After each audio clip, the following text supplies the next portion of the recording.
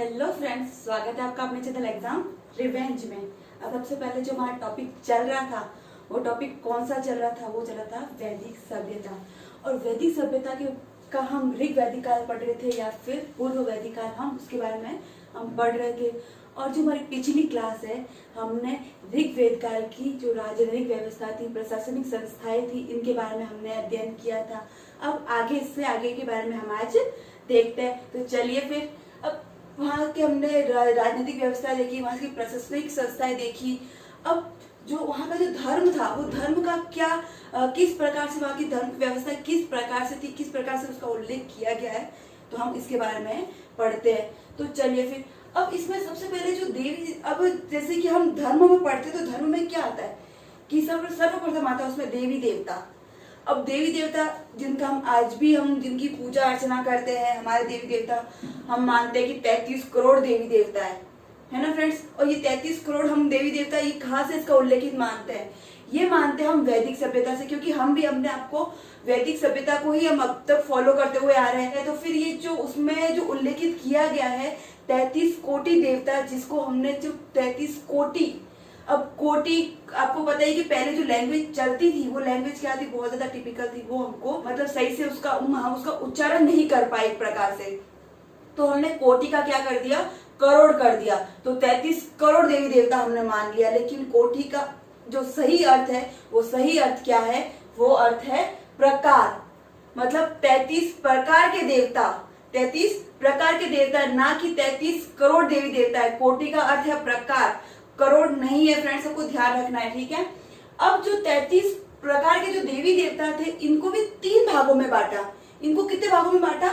इनको बांटा 3 भागों में। और 3 भाग कौन कौन से? वो है पृथ्वी के देवता, जो पहले जो सर्वप्रथम पृथ्वी के देवता, फिर अंतरिक्ष के देवता, और थर्ड है आकाश के देवता। अब आप सोच रहे होंगे अंतरिक्ष और आकाश तो एक ही है, तो ये दोनों एक नहीं है, ये दोनों ही क्या है, अलग अलग है। और अलग अलग कैसे है?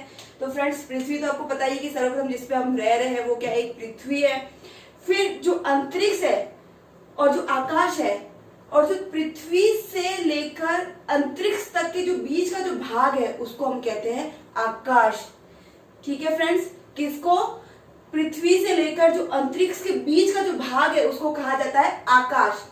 तो जो पृथ्वी के जो देवता है उनमें कौन कौन से आते हैं? तो उनमें आते हैं अग्नि, सोम देवता, ये सब। और को ध्यान रखना, जो अग्नि है, ये अग्नि अंतरिक्ष के देवी देवता में भी आता है, आकाश में भी आता है, और पृथ्वी में, ये तीनों में सम्मिलित होता है। ठीक है फ्रेंड्स। अब सोम देवता, ये पृथ्वी के देवता माने जाते हैं। फिर नेक्स्ट देखिए अंतरिक्ष के देवता। अंतरिक्ष के देवता में रुद्र देवता, इंद्र देवता। इंद्र देवता जो हम पढ़ेंगे कि वैदिक सभ्यता में जो ऋग्वेद काल है उसमें इंद्र का बहुत ज्यादा महत्व था, क्योंकि आपको पता ही है कि जो हमने पहले पढ़ा था कि जो आर्यंस थे वो क्या करते थे, आपस में बहुत ज्यादा लड़ाई झगड़े करते थे।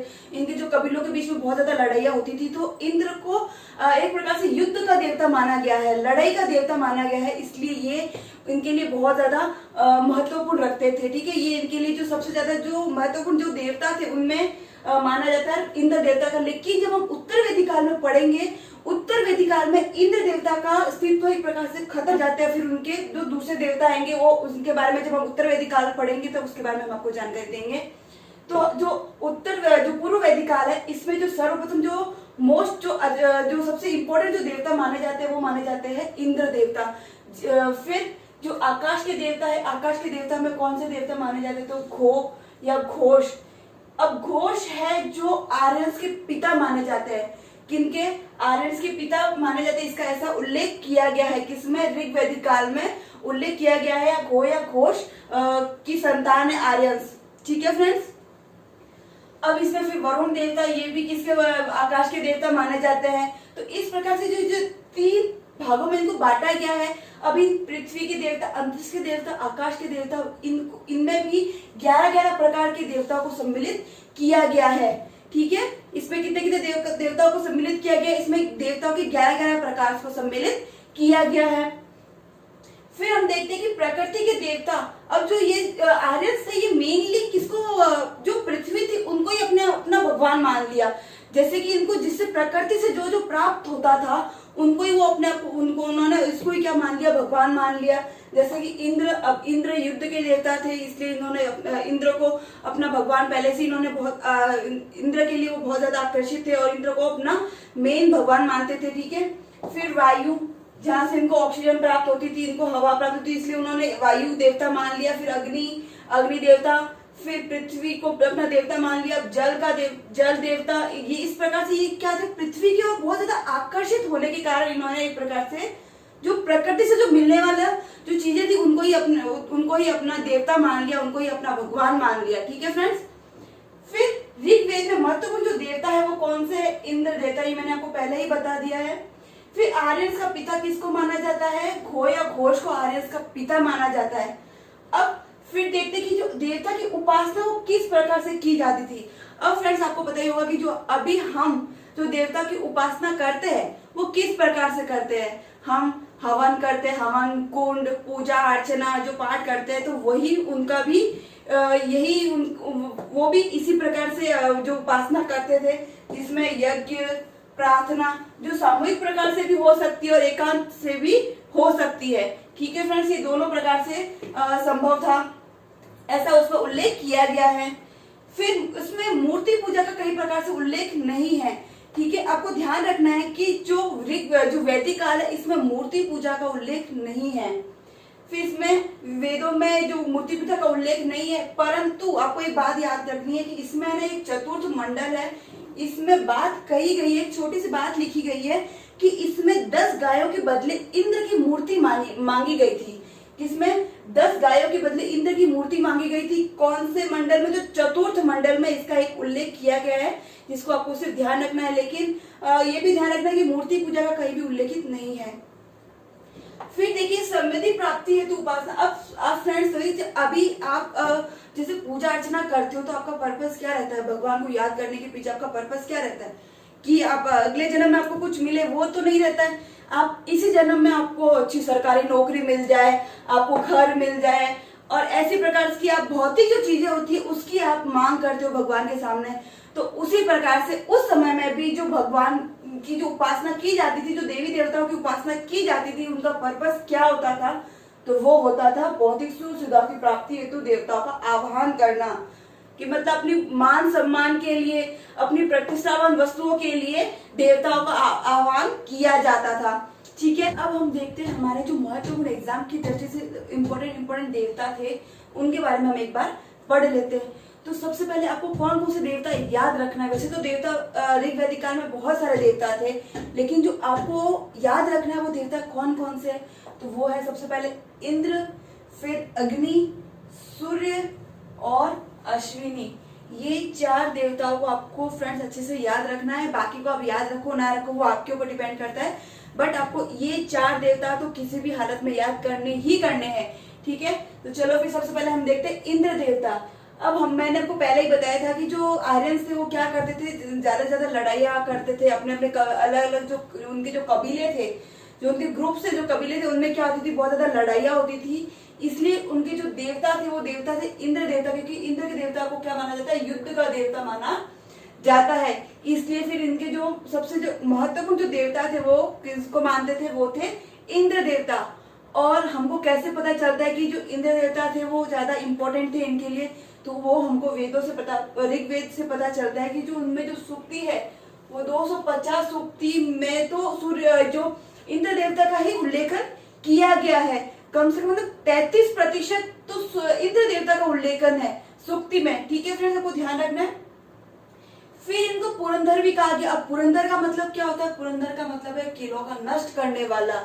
किसका, किलों का नष्ट करने वाला, इनको पुरंदर भी कहा गया। पुरंदर का अर्थ होता है किलों का नष्ट करने वाला देवता। ठीक है, फिर इनको सहस्रास्त्र भी कहा गया। सहस्रास्त्र का उल्लेख वैदिक काल में नहीं है, किसी वेद में नहीं है, ये कौटिल्य के द्वारा कहा गया। ठीक है फ्रेंड्स, आपको सिर्फ ध्यान रखना है, आपको याद करने की जरूरत नहीं है, लेकिन हाँ बस एक बार आपको ध्यान होना चाहिए कि इनको सहस्रास्त्र भी कहा गया और कौटिल्य के द्वारा इनको कहा गया है। इनके जो उपनाम है वो भी एक बार देख लेते हैं। उपनाम कौन कौन से, गोपति, मध्वा, पुंडरीक, ये भी इनके उपनाम है। और भी बहुत सारे नाम है, आपने हिंदी में पढ़े होंगे। ठीक है, अब अगला है हमारा अग्नि देवता। और अग्नि देवता पे कितनी सूक्तियां उल्लेखित है, वो है 200 सूक्तियां। कितनी सूक्तियां फ्रेंड्स, 200 सूक्तियां। और उल्लेखन है कि अग्नि देवता का मनुष्य व देवताओं के मध्यस्थता का कार्य करते थे। और मध्यस्थता का कार्य किस प्रकार से करते थे, तो वो चलिए देखते हैं हम। तो आपको पता ही है कि जो अभी भी हमारे जो देवताओं के सामने जो हम जो पूजा अर्चना करते हैं, हम जो उपासना करते हैं, वो कैसे करते हैं, तो हम जो हवन करते हैं, तो पहले भी क्या होता था ना कि जो भी हवन में जो सामग्री अर्पण की जाती थी, वो माना जाता था कि वो देवताओं के पास लेकर जाने का काम कौन करता है, तो वो करता है अग्नि देवता। और जो वो लोग अपनी जो भौतिक सुख सुविधाओं के लिए देवताओं का आह्वान करते थे, वो लोग मानते थे कि जो हम जो अर्पण करेंगे, जो देवताओं को अर्पण करेंगे, वो देवता तक ले जाने का काम कौन करेंगे, अग्नि देवता। और वापस हमको अग्नि देवता के द्वारा ही हमारी जो सुख सुविधा जिसके लिए हम आह्वान कर रहे हैं देवताओं का, वह हमें सुख सुविधा उनके द्वारा ही हमको प्राप्त होगी। इसलिए इनको एक तरीके से मध्यस्थता का देवता माना गया था। ठीक है फ्रेंड्स, सबको ध्यान रखना है। फिर थर्ड देखते हैं हम सूर्य। अब सूर्य देवता ये आकाश के देवता माने जाते हैं। ये कहाँ के देवता माने जाते हैं, आकाश के देवता। और ये घो या घोष के पुत्र है। और घो या घोष कौन थे, वो आर्यंस के पिता माने जाते हैं। ठीक है, आर्यंस घो या घोष के आर्यंस के क्या है, पिता है। और सूर्य के भी पिता है कौन, घो या घोष। आपको ध्यान रखना है। और जो इनका जो सूर्य का जो वाहन है, वो वाहन किसको माना गया है, तो वो माना गया सफेद घोड़ा या गरुड़ को इनका वाहन माना गया है। किनका, सूर्य देवता का। सूर्य देवता आकाश के देवता माने जाते हैं, आपको ध्यान रखना है। अब हम देखते हैं हमारे अगले देवता कौन से है, अश्विनी या फिर नास्टय देवता, जिनको युगल देवता के नाम से जाना जाता है। युगल देवता भी इनको कहा जाता है। और जो इनके वाहन है, वो वाहन कौन था, तो वाहन थे इनका गधा। ठीक है फ्रेंड्स, सबको ध्यान रखना है। फिर इनको चिकित्सक भी कहा जाता है। अब चिकित्सक किस लिए कहा जाता है, तो चलिए वो एक बार देख लेते हैं। क्या कहा जाता है कि इन्होंने समुद्र में यात्रियों की रक्षा की थी। समुद्री यात्री थे, उनकी रक्षा की थी, ऐसा उल्लेखन है किसमें, ऋग्वेद में ऐसा उल्लेखित किया गया है। फिर कहा जाता है कि इन्होंने लोगों के कृत्रिम पैर भी लगाए थे। और इन्होंने महिलाओं के लिए पति खोजने का कार्य भी इन्होंने किया था। आपको ज्यादा डीपली जाने की जरूरत नहीं है, ज्यादा याद करने की जरूरत नहीं है, बस आपको सिर्फ एक ध्यान रखना है और इसके बारे में नॉर्मल आपको जानकारी होनी चाहिए। जो और हमारे जो एग्जाम की दृष्टि से जो इम्पोर्टेंट जो देवता है, उनको आपको याद रखना बहुत ज्यादा कंपल्सरी, बहुत ज्यादा जरूरी है। और वो कौन कौन से है, वो है इंद्र, अग्नि, सूर्य और अश्विनी। ये जो 4 देवता है, इनको अपने एग्जाम की दृष्टि से इंपॉर्टेंट करके याद करना है। बाकी जो देवता भी है, इनके बारे में भी हम एक बार देख लेते हैं, लेकिन आपको याद करना तो याद कीजिएगा, अदरवाइज कोई ज्यादा वो करने की जरूरत नहीं है। ठीक है फ्रेंड्स, तो चलिए फिर दूसरे जो देवता है, उनके बारे में भी अब एक बार पढ़ लेते हैं। अब फिर है मित्र देवता, जिनको प्रतिज्ञा का देवता माना गया है और जिनका वरुण का मित्र इनको माना गया है। ठीक है, अब देखते सोम। अब सोमवेद हमने पिछली जब हमने जो मंडल पढ़ रहे थे, तब हमने सोम देवता के बारे में जिक्र किया था कि इनका जो कौन से मंडल में इनका जिक्र किया गया है, तो ये ऋग्वेद के 90वें मंडल में इनका जिक्र किया गया है। और इनके ऊपर कितनी सूक्तियां उल्लेखित है, तो 114 सूक्तियां ऋग्वेद में सोम देवता पर उल्लेखित है। ठीक है फ्रेंड्स, और जो उनको सोम रस प्राप्त होता था आर्यंस को, वो कहाँ से प्राप्त होता था, वो आर्य को प्राप्त होता था हिमालय की मुंजवत चोटी से। ठीक है, आपको ध्यान रखना है। और आपको पता ही होगा कि जो आर्यंस थे, वो सूरा का सेवन नहीं करते थे, लेकिन सोम रस को वो अच्छा मानते थे। एक प्रकार से कहा जाए तो कि शराब तो बुरी है, लेकिन बिल्कुल बियर अच्छी है। ठीक है, चलिए फिर आगे देखते हैं। अब आगे देखते हैं पूषण। अब पूषण को मार्गों की रक्षा करने वाला देवता माना जाता है। अब कहा जाता था या उल्लेखित किया गया है उसमें कि जो आर्यन से जो व्यक्ति अपने गलत मार्ग के ऊपर वो अग्रसित हो जाता था, तो उनको सही मार्ग पे लाने का कार्य जो देवता करते थे, वो कौन थे, वो थे पूषण देवता। ठीक है, फिर विष्णु को सूर्य लोक का देवता माना गया है। फिर रुद्र को क्रोध का देवता माना गया है। सिर्फ आपको ध्यान रखना है इसके बारे में। फिर पर्जन्य, या इसके बारे में आपको ध्यान रखना है कि ये वर्षा के देवता इनको माना गया है। किनको, पर्जन्य को वर्षा के देवता माना गया है। ठीक है, फिर नेक्स्ट देखते हैं यम। जो यम देवता है, वो अमरता के देवता इनको माना गया है। और इनका अमरता के देवता में इनका उल्लेखित किया गया है और माना जाता है कि ये सूर्य के ज्येष्ठ पुत्र हैं। ठीक है, अब पढ़ते हम अब देवता तो हमने पढ़े नहीं, अब पढ़ते हमारे जो इम्पोर्टेंट जो देवियां है, उनके बारे में हम देख लेते हैं। अब हम देखते हैं हमारे जो अगले देवता है वो कौन से, अश्विनी या नास्ते देवता। इनको नास्ते देवता भी कहा जाता है और अश्विनी देवता भी के नाम से भी जाना जाता है। ठीक है, इनको युगल देवता के नाम से भी जाना जाता है। उनका जो वाहन है वो वाहन क्या था, वो था गधा। और इनको चिकित्सक भी कहा जाता है फ्रेंड्स। वो चिकित्सक इसलिए कहा जाता है, किस लिए कहा जाता है एक बार देख लेते हैं। इन्होंने समुद्र यात्रियों की रक्षा की थी, ऐसा उसमें उल्लेखित है ऋग्वेद में कि इन्होंने समुद्र में जो यात्री थे, समुद्री यात्री थे, उनकी रक्षा की थी। और कहा जाता है कि इन्होंने लोगों के कृत्रिम पैर भी लगाए थे। कृत्रिम पैर मतलब नकली पैर, एक प्रकार से हम कहते हैं कि कृत्रिम पैर भी इन्होंने लगाए थे। फिर कहा जाता है कि इन्होंने महिलाओं के लिए पति की भी खोज की थी, पतियों की भी इन्होंने खोज की थी।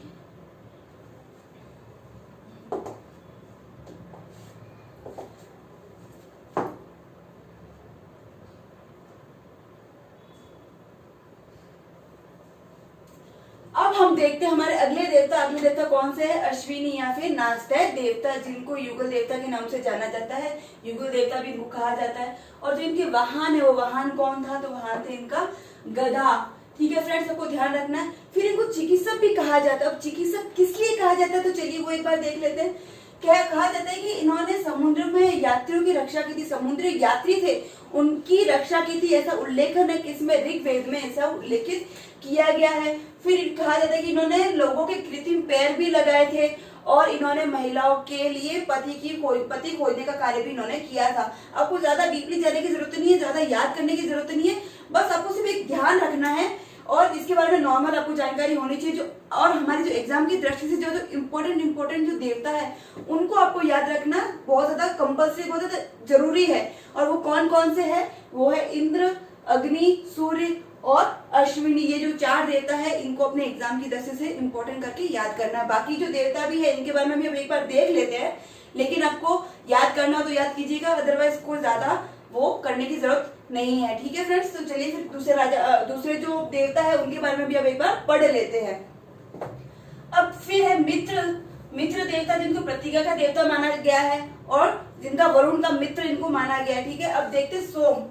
अब सोमवेद हमने पिछली जब हमने जो मंडल पढ़ रहे थे तब हमने सोम देवता के बारे में जिक्र किया था कि इनका जो कौन से मंडल में इनका जिक्र किया गया है, तो ये ऋग्वेद के 90वें मंडल में इनका जिक्र किया गया है। और इनके ऊपर कितनी सूक्तियां उल्लेखित है, तो 114 सूक्तियां ऋग्वेद में सोम देवता पर उल्लेखित है। ठीक है फ्रेंड्स, और जो उनको सोम रस प्राप्त होता था आर्यंस को, वो कहाँ से प्राप्त होता था, वो आर्य को प्राप्त होता था हिमालय की मुंजवत चोटी से। ठीक है, आपको ध्यान रखना है।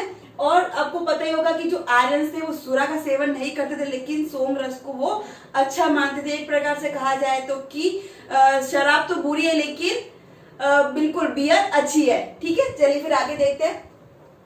अब आगे देखते हैं पूषण। अब पूषण को मार्गों की रक्षा करने वाला देवता माना जाता है। अब कहा जाता था या उल्लेखित किया गया है उसमें कि जो आर्यन से जो व्यक्ति अपने गलत मार्ग के ऊपर वो अग्रसित हो जाता था, तो उनको सही मार्ग पे लाने का कार्य जो देवता करते थे वो कौन थे, वो थे पूषण देवता। ठीक है, फिर विष्णु को सूर्य लोक का देवता माना गया है। फिर रुद्र को क्रोध का देवता माना गया है। सिर्फ आपको ध्यान रखना है इसके बारे में।